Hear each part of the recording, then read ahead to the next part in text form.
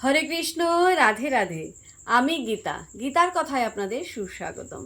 আজকে আরেকটি ভিডিওতে গীতার ত্রয়োদশ অধ্যায়ের 2 নম্বর শ্লোকটি পাঠ করছি। আপনারাও কিন্তু আমার সঙ্গে অবশ্যই পাঠ করবেন।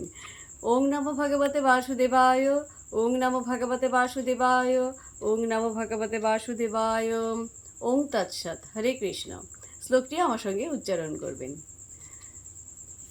শ্রীভগবান উবাচ ইদং শরীরং কৌন্তেয় ক্ষেত্রম ইতি অভিধীয়তে এতৎ য বিত্তি তম প্রাহু ক্ষেত্রজ্ঞ ইতি তদ্বিদঃ।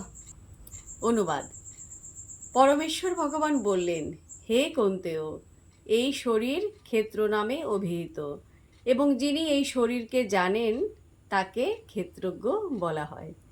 তো ভক্তগণ, এমনি করে প্রতিদিন একটি করে গীতা শ্লোক পাঠ করুন আর এই দুর্লভ মানব জনমকে ধন্য করুন। আর আমাকে কমেন্ট করেছেন শিবম দে। রাধে রাধে, আপনাকেও রাধে রাধে। হরি বল।